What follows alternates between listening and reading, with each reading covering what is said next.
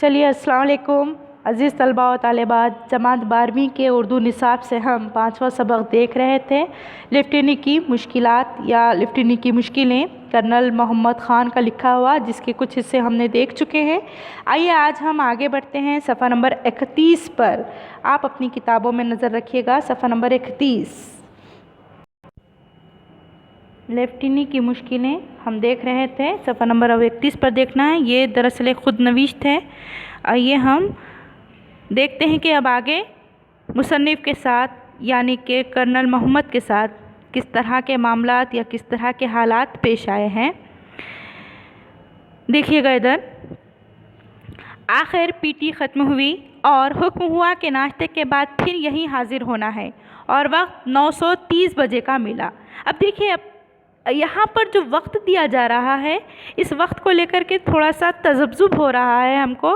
एक अजीब सा मामला है कि ये किस तरह का वक्त है। पहले हमने पीटी शुरू होने से पहले जो एक रात पहले हम देखा था कि 700 बजे, अब ये 700 बजे का वक्त एक अजीब लगा। फिर लेकिन एक बंदे ने वजाहत की कि ये सुबह 7 बजे का वक्त है। अब यहाँ पीटी ख़त्म होने के बाद कहा गया कि नाश्ता कर लिया जाए, नाश्ते का वक्त है, नाश्ते के बाद फिर यहीं पे हाजिर होना है इसी मकाम पर। लेकिन 9:30 बजे फ़ौजी कैडेट से मानी पूछे तो मालूम हुआ कि सुबह के 9:30 बजे मुराद है। 9:30 का मतलब फिर वही सुबह के 9:30 बजे, जिस तरह से हम 7:15 बजे या 9:30 बजे कहते हैं, ठीक उसी तरह से। साथ यही भी खुला कि ये गोरा कंपनी सार्जेंट मेजर है। साथ ये बात भी मालूम पड़ गई कि ये जो गोरा है, गोरा यानी कि अंग्रेज़, यहाँ पर जो अंग्रेज़ अफसर था, इन लोगों के सर पर तयन क्या हुआ तो वो जो है कंपनी सर्जेंट मेजर है, जिसकी नाफरमानी एक कैडेट की आखिरत के लिए सख्त मुज़ीर साबित हो सकती है। कैडेट की आखिरत के लिए, आखिरत वैसे तो आखिरत को कहते हैं, लेकिन यहाँ पर अगर इस गोरे अफसर की नाफरमानी की जाती है तो गोया अपनी नौकरी से, अपने आने वाले मुस्तकबिल से हाथ धोना पड़ेगा। इसका ये मफ़हूम हो सकता है। नाश्ते के बाद जब मैदान में पहुँचे तो सार्जेंट मेजर को गैर हाजिर पाया और यहाँ पर ये जितने भी लोग थे लेफ्टिनेंट बनने के गर्ज से आने वाले, तो वो सब के सब इस गोरे से बेजार नज़र आते हैं। यहाँ पर मैदान में जब पहुँचे तो देखा वो सार्जेंट मेजर यानी कि वो गोरा बंदा गैर हाजिर है। घड़ी देखी तो मालूम हुआ कि वो गैर हाजिर नहीं, हम ही वक्त से पहले पहुंच गए हैं, क्योंकि अब इतने वक्फे में यानी 2 दिन से ये लोग साथ हैं। उसके बाद उसके ऑर्डर, उसके हुक्म और उसका जो अंदाज़ है, गरजदार जो अंदाज़ है, उसकी वजह से ये लोग उससे खाइफ हो चुके हैं। लिहाजा अब यहाँ जिस मैदान में वो आए हैं तो वक्त से पहले ही ये पहुँच चुके थे, लेकिन उनको लगने लगा था गोया कि आज मेजर आया ही नहीं है। गोया फ़ौजी ज़ब्त की पहली खुराक ही इस कदर ज़ोद असर निकली यानी कि फौरी तौर पर असर हो गई थी वक्त की पाबंदी वाली बात। यहाँ पर सही वक्त पर सार्जेंट मेजर नमूदार हुआ तो अपनी फतह पर ज़रा मुस्कुराया, लेकिन फ़ौरन मुंजमद हो गया और हमें हुक्म दिया कि क्वार्टर मास्टर स्टोर में जाकर अपने अपने साइज़ के बूट ले आओ। देखिए, यहाँ पर वो जो गोरा ऑफिसर था, अंग्रेज़ बंदा था, तो वो वक्त पर आया। वो वक्त से पहले तो नहीं, ना ही लेट हुआ ना ही ताख़ीर से आया। जब वो मैदान में आया तो देखा सारे बंदे हाजिर हैं। सारे यहाँ पर जितने तरबियत हासिल करने के लिए आए हुए थे वो सब के सब कैडेट यहाँ हाजिर हैं। उन्हें देखकर उसे हल्की सी मुस्कुराहट सी आ गई, क्योंकि उसको लगने लगा मैं फतहयाब हो चुका हूँ, क्योंकि ये लोग मेरे खौफ से वक्त पर पहुँच चुके। लेकिन फौरी तौर पर अपनी मुस्कुराहट को उसने काबू में कर लिया, मुंजमद हो गया यानी कि साकित हो गया। वो ये समझ गया कि अगर मैं इस तरह से मुस्कुराऊंगा तो ये लोग फिर मुझसे मज़ीद नाला हो जाएंगे यानी शाकी हो जाएंगे। खैर, उसने हुक्म दिया कि फ़ौरी तौर पर जाओ और जाकर के क्वार्टर मास्टर से, वो स्टोर से अपने अपने साइज़ के बूट यानी कि जूते ले आओ। बूट देखे तो महसूस हुआ कि पहनने को वो चीज़ दी जा रही है जो गेंडों के पाँव के लिए ज़्यादा मौजू है, और जब पहनकर 2-4 कदम चलने की कोशिश की तो यूँ लगा जैसे नांगा पर्वत घसीट रहे हैं। देखिए, यहाँ पर बहुत ज़्यादा सख्त और खुरदुरे किस्म के शायद वो बूट थे, इसलिए यूँ महसूस हो रहा था कर्नल को, मोहम्मद ख़ान को, कि वो बूट तो हमें नहीं बल्कि गेंडे के पहनने के बूट हैं। और जब पहनकर 2-4 कदम चलने की कोशिश की तो महसूस हुआ नागा पर्वत जो है, पहाड़ है, उसे घसीटा जा रहा है, यानी कि बहुत ज़्यादा वज़नी भारी भरकम से थे। फौजी कैडेट ने आहिस्ता से कह दिया कि इन बूटों के साथ तो डबल भी करना पड़ेगा। ये सुना तो तमाम सिलसिला खरा खरम सर पर आ पड़ा। देखिए यहाँ पर हुआ ये कि जब उसको ये मालूम हुआ, फौजियों ने ये कहा कि भाई हमको यहाँ पर क्या करना पड़ेगा, कि ये बूटों के साथ डबल करना पड़ेगा। डबल करने से मुराद यहाँ पर पीटी करना पड़ेगा। तो इनके ऊपर ऐसा लगने लगा जैसे कि सिलसिला खरा खरम पहाड़ी सिलसिला है, ये सब के सब पहाड़ इनके ऊपर टूट पड़े हैं, गिर पड़े हैं। ड्रिल के आगाज़ से पहले कप्तान साहब ने टर्न आउट यानी यूनिफॉर्म वगैरह का मुआयना किया, और मुआयना किया गोया हमें खुर्दबीन के नीचे रख दिया, खुर्दबीन के नीचे रख दिया। यहाँ पर टर्न आउट किया यानी इनके क्या कहेंगे हम, यूनिफॉर्म का मुआयना किया, और उसके बाद इनको देखने लगे, बारीकी से देखने लगे। खुर्दबीन के नीचे रख दिया का मतलब क्या है, यहाँ पर बहुत ज़्यादा इन्हें बारीकी से गौर करने लगे, जाँचने लगे। हमने ड्रिल में शिरकत से पहले फौजी कैडेट को बूट, पट्टी, नंबर, बटन, पेटी, फ्लैश वगैरह दिखलाई थी, लेकिन कंपनी कमांडर साहब ने हमें देखते ही जैसे पहचान लिया और फरमाया, कैडेट नंबर 15, कॉलर पर एक सफ़ेद जर्रा यानी कि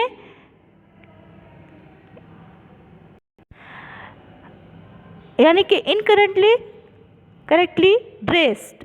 देखिए यहाँ पर हालांकि इन्होंने अपनी जांच पूरी करवा दी कि उन्होंने क्या क्या पहना हुआ है। जो एक लिबास होता है फौजी कैडेट का, उसमें बूट है, पट्टी है, नंबर है, बटन है, पेटी है, फ्लैश वगैरह सब कुछ तो दिखा दिया। उसके बाद भी कंपनी का जो कमांडर था उसने दूर से ही देखकर पहचान लिया और फ़ौरन कहा कि कैडेट नंबर 15 या कैडेट नंबर 15, उसने कहा कि तुम्हारी कॉलर पर एक सफ़ेद जर्रा मौजूद है, यानी इसका ये मतलब हुआ कि इनकरेक्टली ड्रेस है, तुम्हारा ड्रेस जो है साफ़ सुथरा नहीं है। अब इसके लिए सज़ा भी मुतय्यन की गई, सज़ा थी एक्स्ट्रा ड्रिल। क्या सज़ा मुतय्यन की गई थी? 3 एक्स्ट्रा ड्रिल, 1 2 3, 1 नहीं 2 नहीं बल्कि 3 एक्स्ट्रा ड्रिल इनके लिए सज़ा मुकर्रर की गई। इसके बाद ड्रिल शुरू हुई और खूब तेज़ी और तुंदी से हुक्म मिलने लगे। सीधे देखो, छाती बाहर, थोड़ी ऊपर, बाजू हिलाओ। इस तरह से ऑर्डर पे ऑर्डर दिए जा रहे थे, हुक्म पे हुक्म दिए जा रहे थे। क्या क्या थे हुक्म? सीधे देखो, छाती बाहर, थोड़ी ऊपर, बाजू हिलाओ, हॉल, हिलो मत, मक्खी मत उड़ाओ, हंसो मत, वगैरह वगैरह यहाँ पर ऑर्डर दिए जा रहे थे। बिल्कुल अलर्ट कर दिया गया था। इन सब में हिलो मत के हुक्म पर अमल करना अज़ाब अज़ीम था, मतलब बंदा बहुत देर तक साकित नहीं रह सकता है।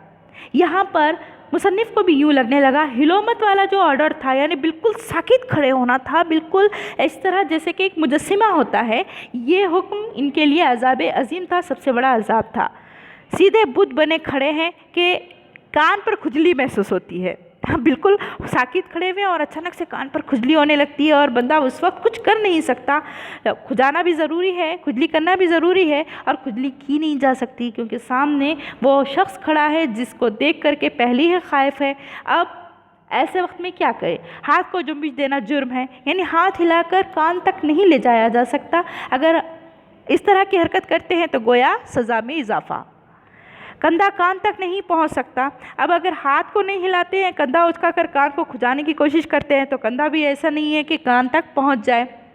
कान का खुद हिलना मंशा है, फितरत नहीं, और कान खुद ब खुद हिलकर अपने आप को खुजा नहीं सकता, यानी कि ये फितरत के तकाजे के मुखालिफ है, मनफी है। और वहाँ तक हाथ ले जाना मंशाए सर्जन नहीं। देखिए यहाँ पर ना खुद से कान को खुजवाया जा सकता है ना हाथ के ज़रिए, क्योंकि कान खुद से नहीं खुजा सकते कि ये फितरत के तकाजे के मुनाफी है, और हाथ के ज़रिए खुजाना सार्जन के मंशा के मुनाफी है। ऐन उस वक्त एक मक्खी नाक पर नाजिल होती है। अब देखिए मज़े की बात, गौर से सुनिएगा, ना ये कान खुजा सकते हैं, ना जुम्बिश कर सकते हैं, हाथों को ना हरकत दे सकते हैं, बिल्कुल साकित पुतले बने खड़े हैं, बुत बने खड़े हैं। और ऐसे वक्त में अचानक से एक मक्खी उनके नाक पर नाजिल होती है। मक्खी को फना करने की बेपनाह ख्वाहिश दिल में पैदा होती है। मक्खी को फना करने का मतलब मक्खी मारने की ख्वाहिश पैदा हो रही है, लेकिन मक्खी नहीं मारी जा सकती। लेकिन सार्जेंट से यहाँ पर मक्खी तो नहीं मार सकते। देखिएगा यहाँ पर सार्जेंट से आँख बचाना क्रामन कातबीन से आँख बचाना है। देखिए यहाँ पर सार्जेंट इतना ज़्यादा चौकस है कि उससे आँख बचाना गोया क्रामन कातबीन से आँख बचाना है। क्रामन कातबीन जो हमारे तमाम अमाल लिखने वाले हैं, उनसे आँख बचाना बहुत मुश्किल बात है, मतलब नामुमकिन है। बिल्कुल ये नामुमकिन सी बात है। बिल्कुल उसी तरह से सार्जेंट से आंख बचाकर मक्खी को मारना भी नामुमकिन है। मक्खी पर दस्त दराजी का ख्याल आता है तो सार्जेंट गोया हाथ हिलाने के ख्याल ही को देख लेता है। देखिए यहाँ पर अब मुसन्निफ कहते हैं कि दस्त दराजी करना यानी हाथ से मक्खी को मारने का ख्याल आ रहा है, लेकिन अभी ख्याल ही आ रहा है तो सार्जेंट इन पर नज़र डालता है, यानी ख्याल भी वो पढ़ लेता है इनका, और अपनी गैर तालीम याफ्ता तबके के अंग्रेज़ी में चिल्ला उठता है। गैर तालीम याफ्ता तबके की अंग्रेज़ी में क्या कहता है सुनिएगा, डोंट किल नो फ्लाई, ना इसे मारो ना ही इसे उड़ाओ। बिल्कुल ना इसे मारोगे ना उड़ाओगे, यानी मक्खी मत मारो, हाथ वहीं का वहीं सूख जाता है। बिल्कुल अब चाहकर भी हाथ नहीं उठा सकते, चाहकर भी मक्खी को नहीं मार सकते, क्योंकि ऑर्डर मिल चुका है कि डोंट किल नो फ्लाई। और मक्खी निहायत इत्मीनान से नाक के नशे व फराज का मुआयना कर रही है। नाक के उतार चढ़ाव का, ऊपर से नीचे, नीचे से ऊपर, मक्खी क्या है भिनभिना रही है, मुआयना कर रही है। और यहाँ पर कर्नल बहुत तिल मिला रहे हैं, कुछ कर नहीं सकते। ऐसे इश्तियाल अंगेज़ हालात में बेहरकत खड़ा रहना सही मानों में नफ्स कुशी थी। नफ्स कुशी अपने नफ्स को मारना, जैसे कि गुनाहों के दलदल में जब जाता है इंसान या गुनाह जब सामने होते हैं और उस वक्त अगर नफ्स को मारता है तो ये बहुत बड़ी बात होती है। तो यहाँ पर चाहकर भी मक्खी को नहीं मार सकते, हर मुमकिन कोशिश कर रहे हैं, लेकिन फिर भी वो मक्खी को नहीं मार सकते हैं। हिलने की इजाज़त ही नहीं है, ना जुम्बिश की इजाज़त है, हरकत की कोई इजाज़त नहीं है। तो ऐसे वक्त में यूँ मुसन्निफ़ को लगता है कि नफ्स कुशी करने का मफ़हूम जो था वो यहाँ सादिक़ खाता है। इस वक्त ज़िंदगी की वाहिद ख्वाहिश सिर्फ इतनी होती है कि कब ड्रिल ख़त्म हो और जी भर कर नाक और कान को खुजाएं। बस यहाँ पर इनकी ज़िंदगी की वाहिद ख्वाहिश इस वक्त यही है, सबसे बड़ी ख्वाहिश ये है कि फ़ौरी तौर पर ये ड्रिल ख़त्म हो जाए और ख़त्म होते ही नाक कान को ज़ोर ज़ोर से खुजाया जाए। और बिलाखिर जब ड्रिल ख़त्म होती है और हम बिला खौफ ताज़ी कानों को छू सकते और मक्खियों को उड़ा सकते, तो हमें महसूस होता कि कान का खुजाना और मक्खी का उड़ाना भी किसी कदर अजीम अय्याशी है, किस कदर अजीम अय्याशी है। बल्कि इसी खुशी में वो आबले भी भूल जाते हैं जो इन आहानी बूटों के अंदर ही बनते और फूटते थे। देखिए यहाँ पर जैसे ही ड्रिल ख़त्म हुई और उनको यह एहसास हो गया कि अब हम अपनी मर्ज़ी से कान को खुदा सकते हैं और मक्खियों को उड़ा सकते हैं, बल्कि उनके लिए तो ये एक अय्याशी थी, ऐशो इशरत का सामान था। और ऐसी खुशी के वक्त में वो अपने पैरों पर पड़ने वाले वो छालों को भी भूल जाते हैं, जो कि वो बूट पहनने से, वो शूज़ पहनने से, वो जूता पहनने से उनके पैरों में बने थे। न सिर्फ बने थे बल्कि वो फूट भी गए थे, छाले फट भी गए थे, वो भी भूल गए। यहाँ पर ड्रिल के बाद तमाम परेड, पढ़ाई या पिस्तौल और मशीन गन वगैरह की सिखलाई के थे। अगरचे लेक्चरों के कमरों तक जाना भी चपरास्त या डबल किताबें था, ताहम कमरों के अंदर दस्त व पा की हरकत पर पाबंदी न थी। देखिए यहाँ पर कमरों के अंदर दस्त व पा यानी कि हाथ पैर चलाने की कोई पाबंदी नहीं थी, वहाँ पर आराम से जाया जा सकता था। यहाँ पर कोई ऐसा मसला नहीं था। उसका मसला मतलब ये है कि मसलन मक्खी या मच्छर से तहफ़्फ़ुज़ हमारे बस की बात थी, यानी कि अगर आप उस वक्त अगर मक्खी या मच्छर आपको सताता है तो उस वक्त आराम से आप मार सकते हैं, आप उसको हिला सकते हैं, उड़ा सकते हैं, इस पर यहाँ कोई पाबंदी नहीं थी। उनकी नाजायज़ परवाज़ पर हम हस्बे ज़रूरत हाथ पाँव हिला सकते थे। नाजायज़ परवाज़ मक्खियों के बेवजह आकर नाक के पास उड़ना, कान के पास उड़ना, भिनभिनाना या मच्छरों का भिनभिनाना, ऐसा कोई मसला होता तो हम यहाँ पर बिल्कुल भी उड़ा सकते थे। उसके साथ साथ यहाँ बताते हैं कि और वक्त इतनी सी आज़ादी से ज़िंदगी में कैफ बाकी था, कैफ सुरूर खुशी थी।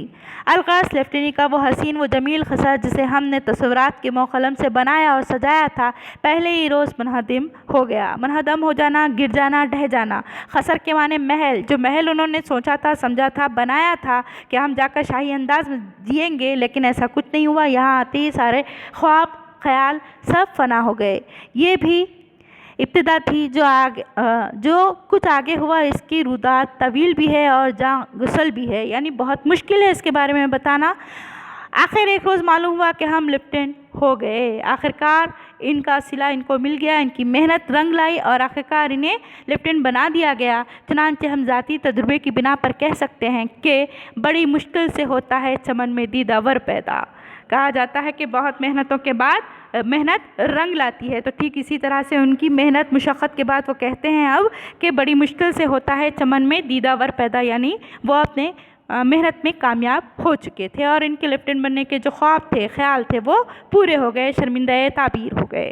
तो अल्हम्दुलिल्लाह हमारा ये सबक, ये खुदनवीश यहाँ मुकम्मल होती है। आप लोग इसे पढ़िएगा, समझिएगा, याद रखिएगा और फिर इसकी सरगर्मियों को भी मुकम्मल कीजिएगा, इसके मानों को समझने की कोशिश कीजिएगा। इंशाल्लाह फिर हाजिर होते हैं अगले लेक्चर में, तब तक के लिए अल्लाह हाफिज़।